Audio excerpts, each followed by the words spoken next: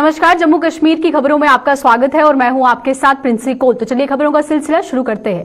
पशु तस्करों के खिलाफ मुहिम छेड़ चुकी कठुआ पुलिस को आज एक और बड़ी सफलता हाथ लगी है।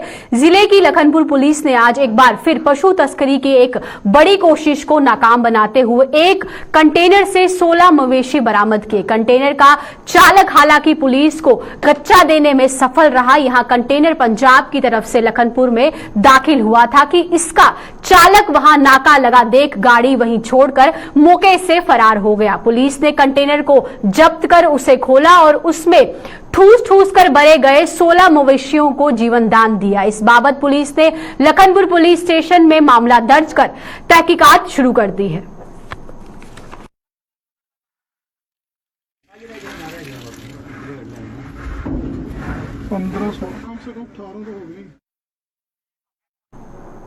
देश भर के साथ साथ जम्मू कश्मीर में भी आज से प्रधानमंत्री फसल बीमा योजना सप्ताह की शुरुआत हुई है और पहले चरण में ये योजना जम्मू कश्मीर के 4 जिलों में होगी। जम्मू, सांबा, उधमपुर और अनंतनाग में लागू की गई। और इस सप्ताह के पहले दिन जम्मू में आज कृषि विभाग ने एक शिविर लगाकर किसानों को इस योजना के अहम पहलुओं की जानकारी दी। और दूसरी ओर जम्मू जिले के नगरोटा में भी आज कृषि विभाग के अधिकारियों ने पंचायत के सदस्यों के साथ मिलकर इस योजना के प्रति किसानों का ज्ञान बढ़ाया। अपनी फसल का बीमा करा सकता है। अभी हम 3 बड़ी फसलों का बीमा कर रहे हैं। खरीफ में 2 फसलें हैं, धान और मक्की, और रबी सीजन में आगे चल के रबी सीजन में आगे चल के कनक की फसल जो है व्हीट क्रॉप, और जो हमारी ऑयल सीड है सरसों की फसल, ये 2 फसलें जो हैं रबी में कवर होंगी। इसके लिए किसान भाइयों को एक छोटी सी रकम जो प्रीमियम देना पड़ता है वो बैंक में कट जाता है उनका, और जो लोग लोन लेते हैं उसका बैंक में ही कवर हो जाएगा। जो लोग लोन नहीं लेते हैं वो भी अपना बीमा करवा सकते हैं, वो भी बैंक में जाके अपनी जो किस्त है वो जमा करवा सकते हैं, या किसी भी सर्विस सेंटर में जाके खिदमत सेंटर में जाके अपना बीमे की स्लिप जो है वो ले सकते हैं, ताकि उनकी फसल जो है अगर कोई नुकसान होता है तो उससे उसको कवर मिलता रहे। देखो, इसमें ऐसा होता है कि अगर कोई नेचुरल कैलामिटी हो जाती है, जैसे कोई ड्राट हो गया, कोई फ्लड आ गए हैं, या कोई लॉजिंग हो गई, कोई मेजर इंसेक्ट आ गया पूरे एरिया में, तो उसकी वजह से इंश्योरेंस उसका मिलेगा। ठीक है। और इंश्योरेंस की जो रेंज है वो है पर 20 कनाल की पर हेक्टर की, वो 80,000 रुपया बनता है। ठीक, उसका वो उसको फार्मर उसको एलिजिबल हो जाएगा। कश्मीर घाटी में लव जिहाद और सिख लड़कियों के दरमातन के मामले पर गुस्सा थमने का नाम नहीं ले रहा। विस्थापित कश्मीरी सिखों ने कश्मीर में पिछले दिनों सामने आए दरमातन के मामले की निंदा की है और जम्मू में एक प्रेस कॉन्फ्रेंस के दौरान इन सिखों ने केंद्र सरकार के साथ साथ जम्मू कश्मीर के उपराज्यपाल से भी देश के अन्य राज्यों की तर्ज पर यहां दरमातन कानून को वजूद में लाने को कहा। और दूसरी ओर राष्ट्रीय बजरंग दल ने जम्मू में आज प्रदर्शन कर लव जिहाद को रोकने के लिए कड़े कानून बनाने की जरूरत पर बल दिया। हैं कि जो घटनाक्रम हुआ, जो सिख बच्चियों के साथ जबरन उनका एब्डक्शन, फिर अधेड़ उम्र के लोगों के साथ उनका विवाह करना, जिसमें कि वहां के एडमिनिस्ट्रेशन, वहां की क्लर्जी, वहां की पुलिस और दूसरी संस्थाओं ने उनका भरपूर साथ दिया। हम उस चीज की भी निंदा करते हैं। हम डिमांड करते हैं नरेंद्र मोदी जी से, अमित शाह से और यहाँ के लेफ्टिनेंट गवर्नर से कि वह यहाँ भी वो कानून लगाए। इनको कौन रोकेगा? कौन रोकेगा इसको? हम केंद्र सरकार से भी ये पूछना चाहते हैं, और इसके ऊपर सख्त से सख्त कानून होता तो ये चीजें नहीं होती। इसलिए हमारी मांग है, हम निर्णायक लड़ाई के मूड में हम जहां जम्मू कश्मीर यूटी सरकार से कि जम्मू कश्मीर के अंदर सबसे ज्यादा लव जिहाद की घटनाएं बढ़ रही हैं, और जल्द से जल्द इसके ऊपर जो है कड़ा संज्ञान लिया जाए। माननीय उपराज्यपाल महोदय जी से हम निवेदन करते हैं कि जल्द से जल्द इसके ऊपर कोई न कोई एक्शन ले। आने वाले दिनों में अगर उनकी तरफ से कोई भी एक्शन नहीं लिएगा, कोई बयान नहीं दिया गया, तो आने वाले दिनों में हम जो है गवर्नर हाउस का घेराव भी करने जा रहे हैं।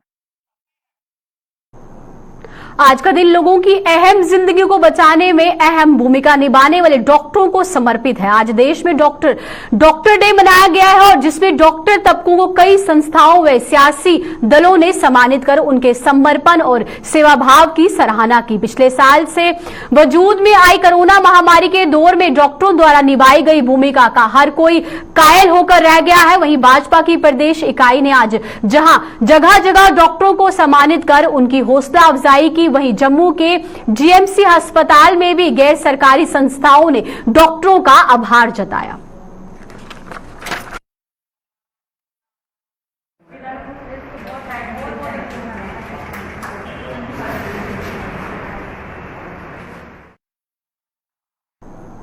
डोडा में एडीसी कार्यालय से लेकर कोर्ट परिसर तक सड़क का काम आखिरकार शुरू हो गया है। हमने कई बार खबरों में लोगों को इस मांग को जोर शोर से उठाया था, जिसका संज्ञान लेते हुए प्रशासन ने लोगों की ये सौगात दे दी है। वहीं इस काम के तहत जहां पक्की सड़क का निर्माण किया जा रहा है, वहीं ड्रेनेज सिस्टम का भी पूरा ख्याल रखा जाएगा ताकि बारिश की सूरत में सड़क बहने का खतरा उत्पन्न न हो पाए।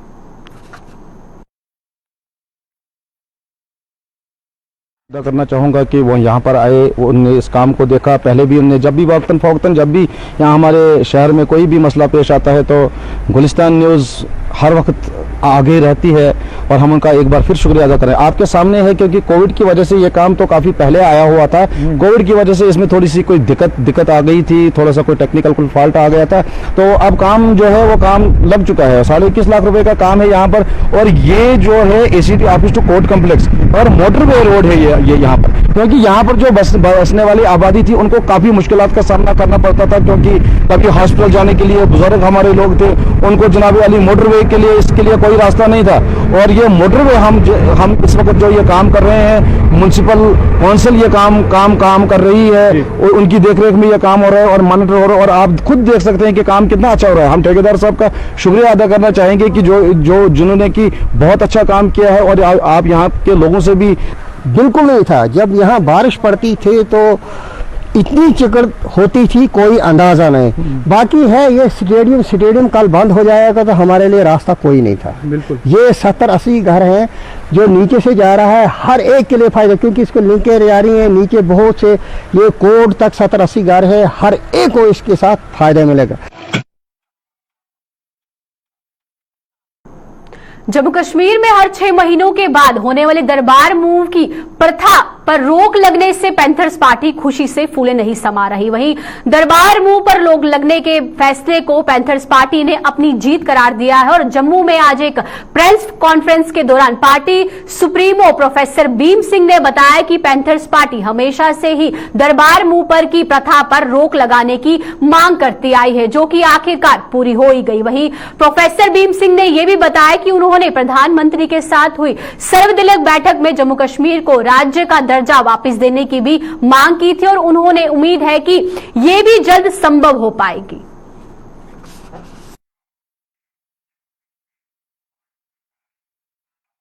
पैंथर्स पार्टी ने शुरू से ये मांग रखी थी कि reorganisation of Jammu and Kashmir, जिसमें ट्विन सेक्रेटरीट हमारी पहली मांग थी।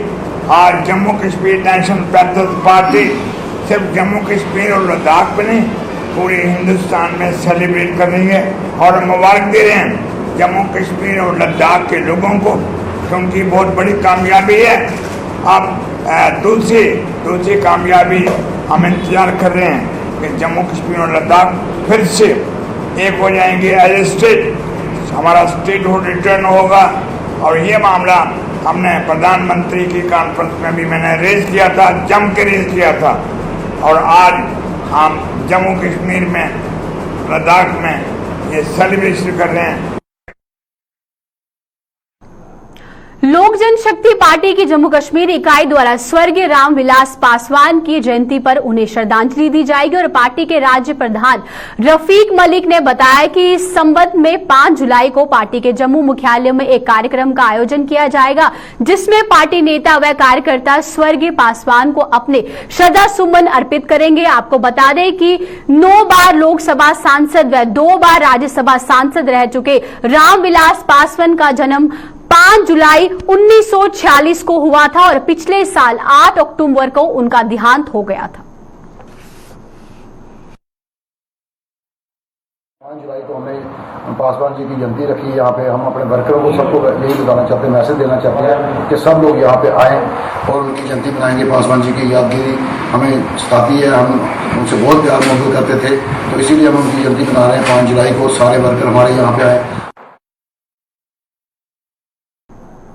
मुबारक मंडी जम्मू की शान और डोगरा शासकों की शानदार विरासत। रियासत जम्मू कश्मीर के इतिहास की एक अहम धरोहर है, जिसके बिना रियासत के इतिहास की कल्पना भी नहीं की जा सकती। लेकिन सरकार के उदासीन रवैये के चलते डोगरा शासकों की ये शानदार विरासत मिटने के कगार पर है। हालांकि डोगरा शासकों की इस शानदार विरासत के संरक्षण का काम सरकार कर तो रही है, लेकिन इस कदर धीमी गति से कर रही है कि अगले 50 वर्ष में ये काम पूरा नहीं हो पाएगा और तब तक विरासत का अधिकतर हिस्सा द्राशित हो जाएगा। उसी पर देखिए ये रिपोर्ट।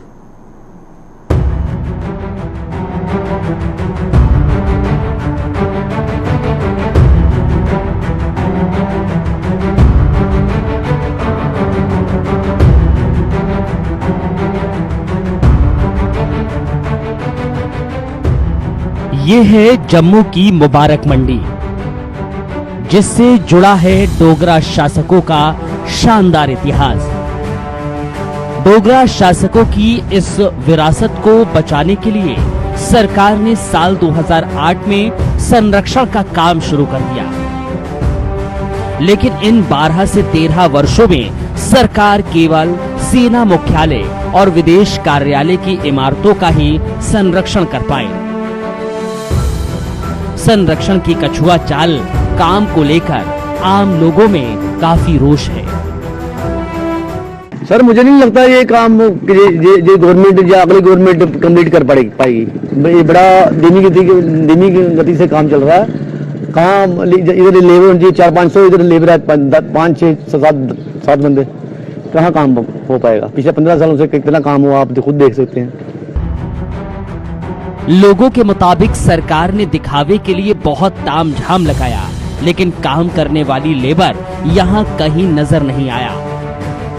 जिस गति से सरकार संरक्षण का काम कर रही है, इससे तो यही लगता है इस ऐतिहासिक विरासत का संरक्षण का काम पूरा होते हुए पीढ़ी ही लग जाएगी और अगली पीढ़ी ही इसको देख पाएगी। गति तो सबके सामने है जी। 14-15 साल हो गए काम चलते हुए, लेकिन दिखाई कुछ नहीं दे रहा। प्रैक्टिकली अगर देखो ऑन ग्राउंड यहाँ पे जगह जगह से स्कैफोल्डिंग सब जगह लगा दी, जगह जगह पे इसको वो दिखाने के लिए जो काम हो रहा है स्कैफोल्डिंग लगा दी, लेकिन ऑन ग्राउंड एट प्रेजेंट अगर आप भी देख लो आपको लेबर यहाँ पे कहीं पे मिलेगी नहीं। तो उस हिसाब से लगता है कि जितना का टाइम अभी हुआ उससे 3 गुना टाइम भी और लग जाए तो ये काम कंप्लीट होता नहीं दिखता। एटलीस्ट हमारी जनरेशन इस काम को फिनिश में नहीं देखेगी। मुबारक मंडी के संरक्षण का काम स्थानीय लोगों और दुकानदारों के लिए पिछले कई वर्षों से जी का जंजाल बन गया है। इन लोगों के मुताबिक निर्माण एजेंसी ने संरक्षण के नाम पर रास्ता बंद कर दिया है, जिससे आम लोगों को परेशानियों का सामना करना पड़ रहा है। सर ये जो काम चल रहा है बड़ी धीमी गति से चल रहा है। इसमें मुझे 3 साल हो गए हैं और 3 साल में बड़ी बार हम बोले हैं, समाज भी बोला है, सारे यहाँ के जो लोकल लोग हैं सारे बोले हैं, पर इनके कानों से जूं तक नहीं लग रही। और ये लोगों को बता रहे हैं कि भाई ये इसकी डेवलपमेंट होगी, ये हेरिटेज है, इसकी डेवलपमेंट होगी। लोगों को तो ये मुसीबत बन गई। इन्होंने अभी पता नहीं कितने साल लगेंगे हम रहेंगे या नहीं रहेंगे। और इन्होंने आज ही ये बाजारों को बंद कर दिया, लोगों के काम काज बिल्कुल ठप कर दिए और अभी तक ये जरा भी काम 10% भी काम नहीं। यही नहीं, इन लोगों का ये भी आरोप है कि धीमी गति के चलते कई ऐतिहासिक इमारतें लगातार धराशायी हो रही हैं। अगर संरक्षण का काम इसी कछुआ चाल से चलता रहा तो आने वाले दिनों में कई इमारतों का नामो निशान मिट जाएगा। गोलघर की इतनी बुरी पोजीशन है, सर्कल रोड है, वीआईपी रोड है वो, पर उसमें गोलघर की दीवार पहले स्ट्रक्चर लगाया था उसको लोहे का, वो भी गिर गया और 4 पे दीवार गिरी हुई है। उसकी फोटोग्राफी कीजिए, वहां पे देखिए दीवार पूरी की पूरी गिरी हुई है, कभी भी लोगों को कोई नुकसान हो सकता है। डोगरा शासकों की विरासत को बचाने के लिए सरकार को संरक्षण के काम में थोड़ी तेजी लाना होगी। अगर इसी तरह कछुए की चाल से संरक्षण का काम चलता रहा तो इस ऐतिहासिक धरोहर का अधिकतर हिस्सा जमींदोज हो जाएगा। जम्मू से विजय कुमार के साथ अश्वनी चंदेल की रिपोर्ट।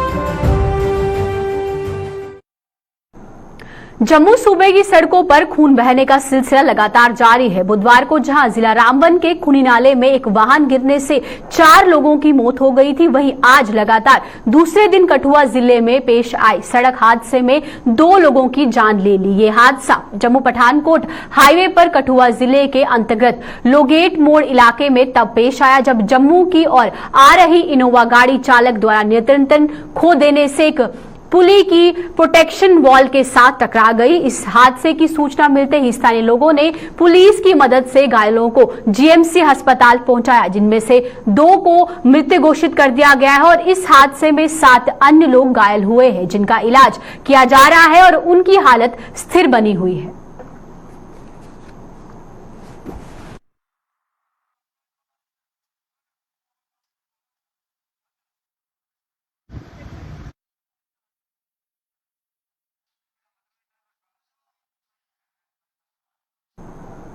बीते दिनों कोरोना के बढ़ते मामलों को देखते हुए प्रशासन ने हर एक पंचायत के पंचायत घर में कोरोना संक्रमितों के लिए बेड लगाने के निर्देश दिए थे। पंचायत घर में बेड लगा दिए गए हैं, लेकिन सुविधाओं की कमी के कारण इन कोविड केयर सेंटर पर लोगों ने सवाल उठाए हैं। इसी क्रम में जिला उधमपुर की पंचायत दरसू में भी कोविड केयर सेंटर बनाया गया, लेकिन सेंटर में पीने के लिए पानी की सुविधा और ना के बराबर है और इसी कारण यहां के सरपंच सुभाष चंद्र शर्मा ने सवाल खड़े किए हैं। सरपंच के मुताबिक इस बार में उच्च अधिकारियों को अवगत भी कराया गया है, लेकिन सुनवाई नहीं हुई। उन्होंने जल्द यहां पर सुविधाएं उपलब्ध करवाने की मांग की है।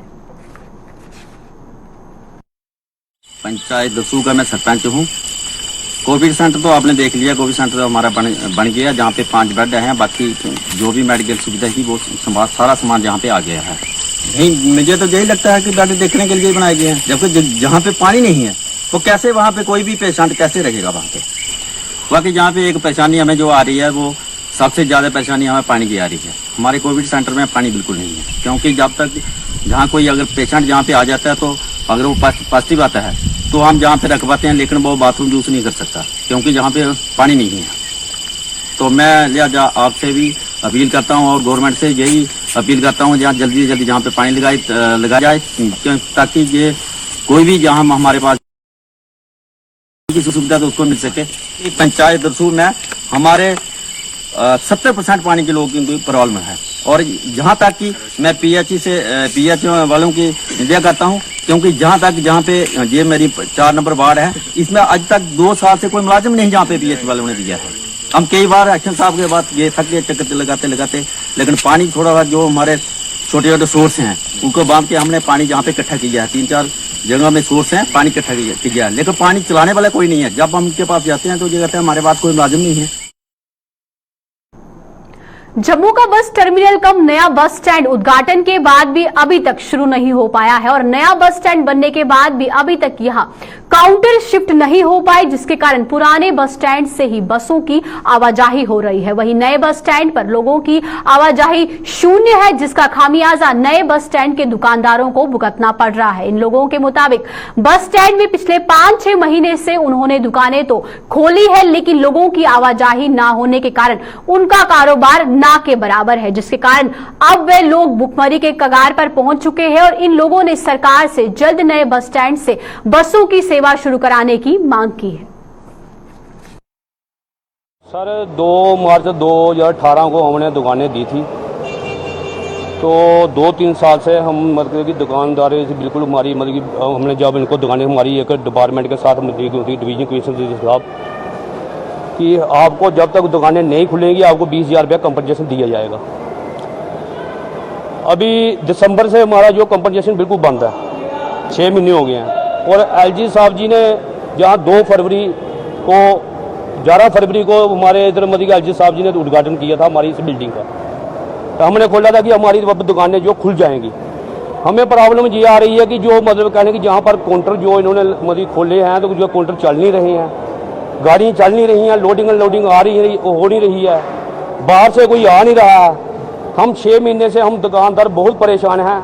हम चाहते हैं कि जल्द से जल्द ये काउंटर स्टार्ट हो और पूरी मतलब जितनी भी ऑल ओवर जितनी भी गाड़ियों की लोडिंग अनलोडिंग है वो इस पूरे बस स्टैंड ने इसको बनाने में अपना सारा खून उम्र भर की कमाई सब सौंप दी है जेडीए को, लेकिन उसके बाद कोई हल नहीं हुआ। आज हमारी दुकानें 6 महीने से बंद पड़ी हैं, कोई नहीं पूछ रहा। यहाँ कभी हम लोग सुबह आते हैं और शाम को चले जाते हैं। हम चाहते हैं कि ये बस स्टैंड फले फूले जैसे दिल्ली का है। हमें बोला गया था कि ये बस स्टैंड जैसे चंडीगढ़ में है, जैसे लुधियाना में है, जैसे दिल्ली में है, उस तरह, लेकिन बना तो वैसा ही है, लेकिन जब रौनक नहीं है इसमें तो हमें क्या करना है। आज हमें इतनी दिक्कत है कि हम जो है इतने परेशान हैं कि अपनी फैमिलीज के खर्चे कहाँ से लाएंगे। गवर्नमेंट ने हमारे सब कुछ बंद कर दिया है। सर प्रॉब्लम ये है कि 6 महीने हो गए इस बिल्डिंग को ओपनिंग किए हुए। एलजी ने ओपनिंग की थी, गवर्नर साहब ने। अभी पोजीशन सर ये है कि ये जो शॉपकीपर बेचारे हैं अभी इनकी दुकानें बंद, काउंटर बंद, गाड़ियां खाली, पैसेंजर अंदर आ नहीं रहा है। तो हमारी ये अपना डिपार्टमेंट से अरदास है, विनती है कि जेडीए साहब यहाँ पर आइए, देखिए इन दुकानदारों की पोजीशन, इनका घर परिवार कैसे चलेगा, इनके बच्चे कैसे पलेंगे, ये कहाँ से खाएंगे और कहाँ से लगाएंगे। बहुत मुश्किल और बहुत परेशानियों का सामना करना पड़ रहा है। कोरोना महामारी के चलते पिछले 2 वर्षों से बहिर्राज्य से मजदूरों के न आने से आरसपुरा के किसानों को धान की फसल की रुपाई में परेशानियों का सामना करना पड़ रहा था, लेकिन अब पैडी ट्रांसप्लांट मशीन के आने से किसानों की इस परेशानी का समाधान निकल गया है। Sub divisional agriculture officer Narendra Singh के मुताबिक इस मिशन के आने से जहां किसानों की रुपाई की समस्या खत्म हो चुकी है, वहीं किसानों को मजदूरों से सस्ती पड़ रही है। उन्होंने कहा कि मजदूर 1 एकड़ की रुपाई के लिए 4500 से लेकर 5000 रुपए की मजदूरी लेते थे, जबकि इस मशीन के मालिक 1 एकड़ के केवल 1500 रुपए लेते हैं। इस मशीन के आने से किसानों ने भी राहत की सांस ली है।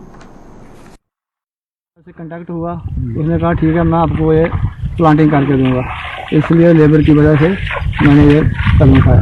महंगा है क्या लेबर से ये ठीक ही है, सस्ता है लेबर से। क्या क्या इसमें आपको फायदा हो रहा है? इसमें फायदा ये है कि मैं पनीरी तक जो है वो ही बीजते हैं, हमने खुद कुछ नहीं करना है, सारा इससे लेकर जड़ तक वही काम करेंगे, प्लांटिंग करके देंगे लास्ट तक। मैकेनाइजेशन का, फार्म मैकेनाइजेशन का लेबर की बहुत कमी है, लेबर हमें नहीं मिलती। और लास्ट ईयर से जब से कोविड चल रहा है, कोविड-19 चल रहा है, तो हमें दिक्कत बाहर से जो हमारे लेबर वाले भाई, लेबर किसान आते थे हमारे किसान भाइयों की मदद करने के लिए, पिछले 2 साल से नहीं आ रहे। ये हमारे पवन कुमार जी हमारे यहाँ के एक्स पंच भी हैं, और ये यहाँ के सतराइया के रहने वाले हैं कि इन्होंने अब ये जो हमारी जो क्या पैडी ट्रांसप्लांटर है, इन्होंने ये रेंट पे लिया।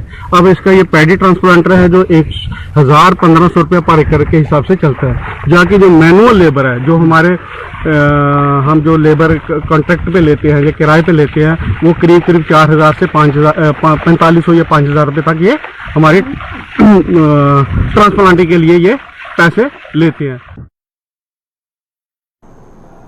करीब 40 गांव में जम्मू शहर से जोड़ने वाला दड़प पुल का निर्माण कार्य शुरू न होने से ग्रामीणों में बनी रोष है। इन लोगों के मुताबिक इस पुल को बाढ़ की बेड़ चढ़े 1 वर्ष से भी अधिक का समय हो चुका है, लेकिन अभी तक सरकार ने इसके निर्माण कार्य को लेकर कोई भी कदम नहीं उठाए, जिससे करीब 40 गांव को लोग बुरी तरीके से प्रभावित हो रहे हैं। और इन लोगों का आरोप है कि वो पुल के निर्माण कार्य को लेकर कई बार प्रदर्शन कर चुके हैं, लेकिन कहीं भी उनकी सुनवाई नहीं हो पा रही। इन लोगों ने सरकार से अस्थायी पुल के निर्माण की मांग की है ताकि लोगों को राहत मिल सके।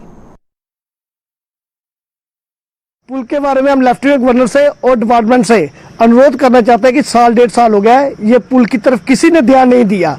हमने कई बार इसका प्रोटेस्ट भी किया और हमारा डेपुटेशन भी दड़ पंचायत का गया, दूसरी पंचायतों का भी गया, लेकिन किसी ने इस तरफ ध्यान नहीं दिया। हम सरकार से और लेफ्टिनेंट गवर्नर साहब से कहना चाहते हैं कि ये जो पुल है ये कम से कम 30-40 गाँव को जोड़ता है और जो भी आवाजाही यहाँ से होती है।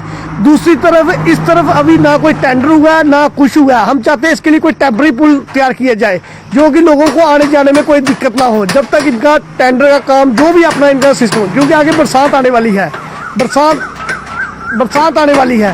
तो हम सरकार से और लेफ्टिनेंट गवर्नर साहब से अनुरोध करना चाहते हैं कि इस पुल की तरफ ध्यान दिया जाए। दड़प बाबलाने का पुल जो 1 साल पहले बरसात में बह गया था, उसका कार्य शुरू नहीं हुआ है अभी तक। इस गांव के साथ तकरीबन 30-40 गांव जुड़ते हैं इस पुल के साथ, और इस पुल के ना होने के कारण अब क्या हो रहा है कि लोग अब तो बिना बरसात के क्या हो रहा है कि लोग तो साइड से निकल जा रहे हैं, लेकिन जैसे अभी मानसून आएगा, बरसात का महीना आ चुका है, एक सरकार को और प्रशासन को चाहिए कि अस्थायी रूप से एक ऐसा पुल बनाए जैसे मंडाल फला में बनाया हुआ, जिससे क्या कि लोग आर पार जा सके। और नहीं तो जिस दिन बारिश हुई, जिस दिन बाढ़ का पानी आया, लोगों का संपर्क कट जाएगा, इस 30-40 गांव के लोगों का संपर्क कट जाएगा शहर के साथ। हमारी प्रशासन और उपराज्यपाल से यही अपील है कि आप जल्दी से जल्दी इस तरफ ध्यान दीजिए। कम से कम 1 साल हो चुका है, 1 साल मतलब 365 दिन, और किसी ने अभी तक इस पुल की सुध नहीं ली है। खाली कागज में दिखाया जाता है कि हम टेंडरिंग कर रहे हैं, ये कर रहे हैं, वो कर रहे हैं। कम से कम एक अस्थायी पुल तो बना दो जिससे लोग आर पार जा सके और लोगों की समस्या हल हो सके। चलिए अब समय हो चुका है अलविदा लेने का। इसी के साथ मुझे दीजिए इजाजत। नमस्कार।